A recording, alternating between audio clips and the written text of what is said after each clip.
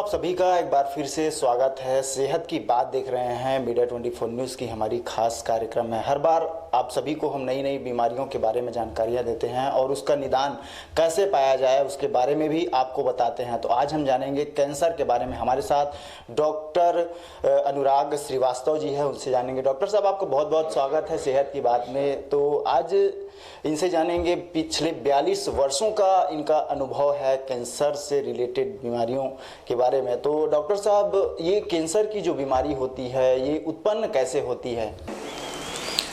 Cancer कुछ कणिकाएं होती हैं हमारे शरीर की हैं, वो बाहर से नहीं आए। हमारे शरीर के कुछ कण होते हैं, कुछ कोशिकाएं होती हैं, सेल्स होते हैं, जिनमें कि जो नियम हैं हमारे शरीर के, जिनसे कि 1 से 2, 2 से 4, 4 से 8 ऐसे सेल बनने के, और फिर उनके ऐसे भी नियम हैं अधिकांश सेल के शरीर में कि वो 8 से 10 परिवर्तन के बाद फिर स्वयं से स्वतः खत्म हो जाते हैं। उनका सेल्फ डिस्ट्रक्शन हो जाता है, उसको कहते हैं प्रोग्राम्ड सेल डेथ। यानी कि वो सेल स्वतः ऐसा प्रोग्राम बनाया है ईश्वर ने, नेचर ने, कि वो 8 से 10 डिवीजन के बाद स्वतः खत्म हो जाते हैं। अगर कभी चोट लगी, आपको घाव हो गया, कोई और बीमारी हुई जिसमें कि कुछ जैसे हड्डी टूट गई, तो उस घाव को भरने के लिए ये सेल तेजी से बढ़ते हैं और उस घाव को पूरा कर देते हैं, और जैसे ही उनका कार्य समाप्त हो जाता है वो डिवाइड होना बंद हो जाते हैं। कैंसर में क्या है, वो डिवीजन रुक जाता है, वो चलते जाते हैं, चलते जाते हैं, चलते जाते हैं, 1 से 2, 2 से 4, 8, 10 ऐसे फिर वो इतना विकराल रूप ले लेते हैं, उसी को कैंसर कहते हैं।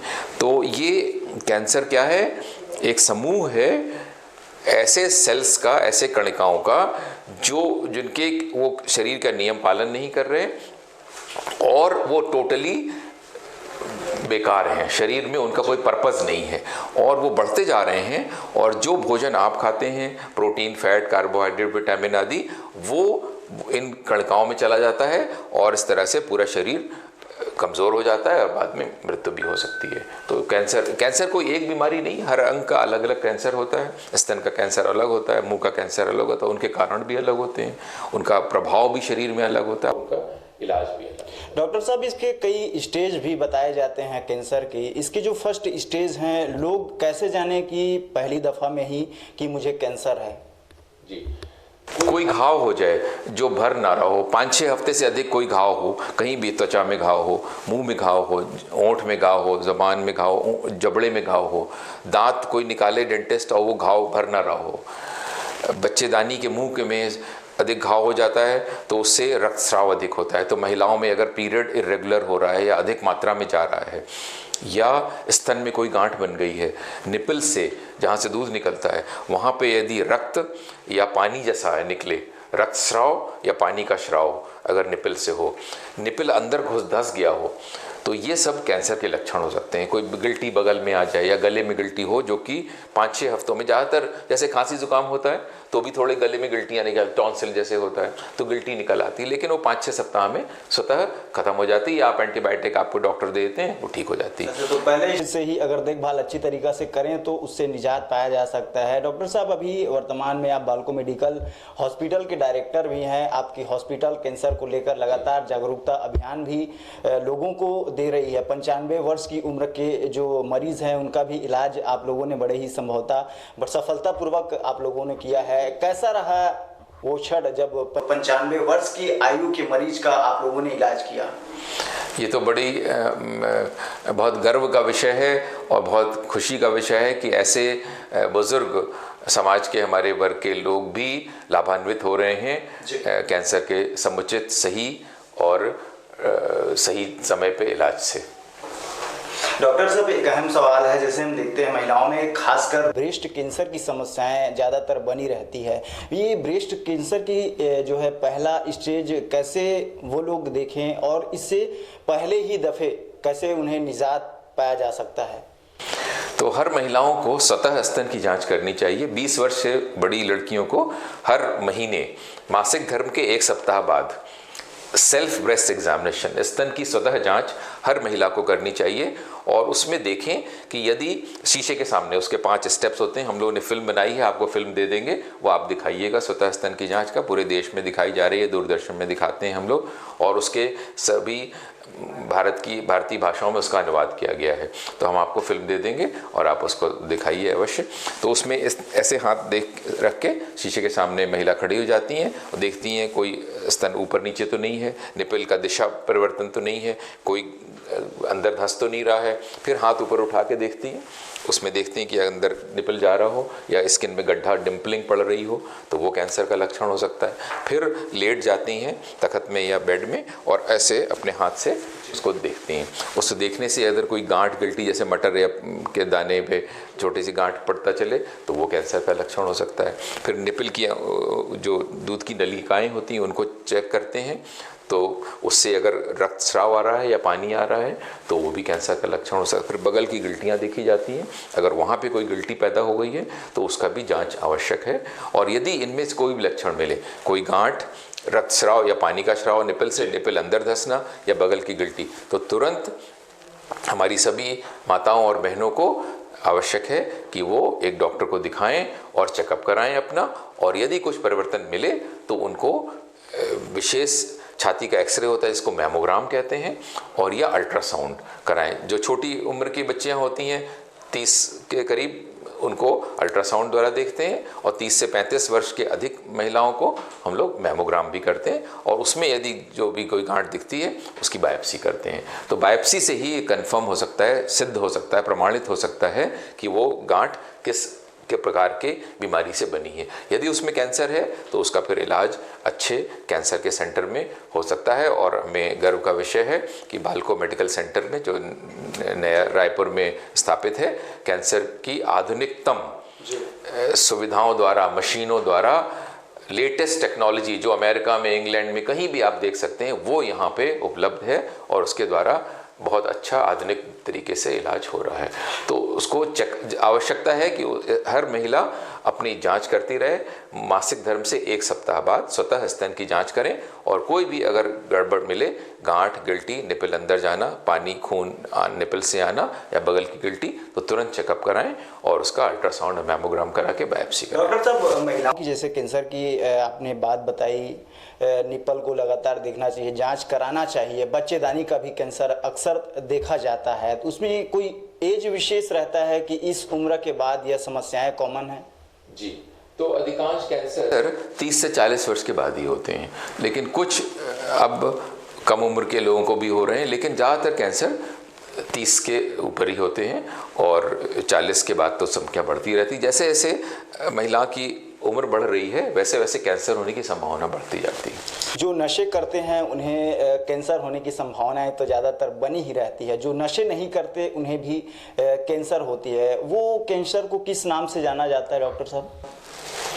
तो तंबाकू से, चाहे तंबाकू आप बीड़ी, सिगरेट, हुक्म, ये चिलम, हुक्का पी रहे हो या चबा रहे हो तंबाकू, जैसे जितने पान मसाले, पान पराग आदि होते हैं, पान में या सुपारी के साथ ले रहे हैं, तो उन सब से मुंह का कैंसर अधिक होता है, या फेफड़े का कैंसर। अगर स्मोक कर रहे हैं तो धुआं शरीर के अंदर जाता है फेफड़े में, तो फेफड़े का कैंसर हो सकता है। अगर सिर्फ चबा रहे हैं तो मुंह के अधिक कैंसर होता है। और अगर शराब भी ले रहे हैं और तंबाकू भी सेवन कर रहे हैं तो कैंसर होने की संभावना और बढ़ जाती है। जी, तो डॉक्टर साहब, जैसे आपने बताया कि नशे करने वाले हैं उनके जो है कैंसर किस तरीके से हो सकते हैं, और भी लोग हैं जैसे कुछ खाने पीने में परहेज नहीं करते हैं, जैसे आपने बताया कि रेड मीट वगैरह है, इससे भी कैंसर हो सकती है। तो ज़्यादातर नॉनवेज खाने के शौकीन रहते हैं, इनके लिए क्या कुछ कहना चाहेंगे आप?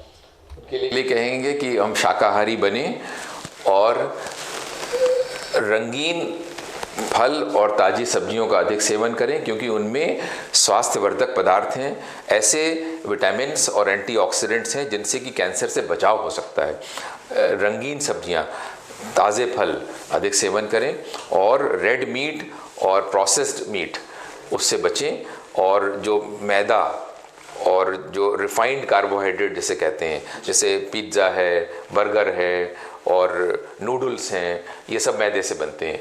तो इनसे देखा गया है कि ब्लड प्रेशर, डायबिटीज़ और कैंसर भी अधिक हो रहा है।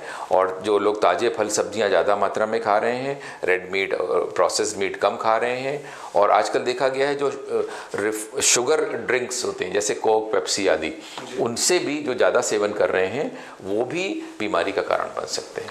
डॉक्टर साहब, जैसे कई लोगों को कैंसर होती है, अधिकांश हम देखे हैं कि कीमोथेरेपी जो है किया जाता है कैंसर के मरीजों को, तो क्या जड़ से खत्म किया जा सकता है कीमोथेरेपी से कैंसर को? अगर कैंसर का मरीज प्राथमिक स्थिति में ही अस्पताल में पहुंच जाते हैं तो हम उनको जड़ से ठीक कर सकते हैं। हमारे पास ऐसे ही पुरुष और महिलाएं आते हैं जो 15 वर्ष 20 वर्ष पहले उनका कैंसर का इलाज किया था, अभी वो स्वस्थ सुंदर हैं और अपना स्वास्थ्य लाभ कर रहे हैं। लेकिन यदि कैंसर दूसरे अंगों में फैल गया है, जहाँ से प्राथमिक स्थान से, जैसे कि अगर लंग से निकला तो दूसरे अंग में फैल गया, ब्रेस्ट से निकला दूसरे अंग में फैल गया, या मुंह से निकला तो दूसरे, जब फैल जाता है तब पूर्णतया क्योर होने की संभावना थोड़ी कम हो जाती है। फिर भी कुछ हो जाते हैं कीमोथेरेपी से। इतने वर्षों का आपका अनुभव है, अब तक कैसे कैसे मरीज आपके सामने आए हैं, किस तरह के मरीजों का आपने इलाज किया है? अब 40 वर्ष में तो बहुत अधिक मरीज आए हैं, तो हमें सेवा का मौका मिला उनका, और बहुत खुशी लगती है जब मरीज प्राथमिक स्थिति में आते हैं तो हम उनको समुचित इलाज कर पाते हैं और उनको खुश कर पाते हैं, स्वस्थ सुंदर बना पाते हैं। लेकिन अगर जब बीमारी फैल जाती है तो फिर थोड़ा दुख होता है, हमें भी दुख होता है और उनके परिवार वालों को दुख होता है, क्योंकि कीमोथेरेपी, रेडियोथेरेपी, सर्जरी के पश्चात भी उनको 1 या 2 वर्ष में उनकी मृत्यु हो जाती है। तो बहुत आवश्यक है कि आप अपने मीडिया के द्वारा जन जन तक, हर पुरुष और महिला तक, हर माताओं और बहनों तक ये समाचार पहुंचाएं कि आप कैंसर से बच सकते हैं यदि आप तंबाकू और शराब का सेवन न करें, यदि आप मांस और बासी फल सब्जियां न खाएं और ताज़े फल सब्जियां अधिक खाएं, योगासन प्राणायाम करें, अपने शरीर को संतुलित रखें, आहार को संतुलित रखें और वज़न को कंट्रोल करें। यदि आप ऐसा करें और तनाव से मुक्त हों, स्ट्रेस से भी कैंसर होते हैं, तो तनाव से मुक्त रहें और स्वस्थ सुंदर बनें। विश्व कैंसर दिवस है डॉक्टर साहब, हर वर्ष बाल्को मेडिकल सेंटर की ओर से नए नए कार्यक्रम कराए जाते हैं। इस वर्ष किस तरह के कार्यक्रम कराए जाएंगे? तो इस वर्ष कल से प्रातःकाल से योगासन होगा और 6 बजे से, और फिर और लोगों को हम लोग पब्लिक लेक्चर देंगे और उनको तरह तरह के, और हम लोग सबको आह्वान कर रहे हैं कि कोई भी माताएं, बहनें, पुरुष यहाँ पे आएँ तो उनका फ्री स्क्रीनिंग किया जाएगा 4 से 8 फरवरी तक। पूरे 1 सप्ताह उनका फ्री स्क्रीनिंग किया जाएगा और उनमें जो बीमारियां अगर निकली तो उनका समुचित इलाज करेंगे। जी डॉक्टर साहब, आपका बहुत बहुत धन्यवाद। तो ये थे डॉक्टर अनुराग श्रीवास्तव जी, इनका 42 वर्षों का अनुभव है कैंसर के संबंध में। इसी तरह दोस्तों और भी हम आपको नई बीमारियां और उसके निदान के बारे में जानकारियां देते रहेंगे। बने रहिए हमारे साथ, देखते रहिए मीडिया 24 न्यूज़ की खास कार्यक्रम सेहत की बात भूपेश टांडिया के साथ। श्री मेडिशाइन हॉस्पिटल की कोविड-19 कोरोना केयर सुविधा, गंभीर मरीजों के लिए उच्च इलाज, 24 घंटे डॉक्टर्स एवं प्रशिक्षित नर्सिंग स्टाफ, एंटीजन एवं RT-PCR टेस्ट की सुविधा, आपातकालीन स्थिति में वेंटिलेटर के साथ एम्बुलेंस की सुविधा, ICU की सुविधा, साथ ही साथ शासकीय शुल्क में इलाज की सुविधा उपलब्ध है। अधिक जानकारी के लिए संपर्क करें श्री मेडिशाइन हॉस्पिटल। हमारा पता है श्री मेडिशाइन हॉस्पिटल, न्यू राजेंद्र नगर, अमलिडी, रायपुर।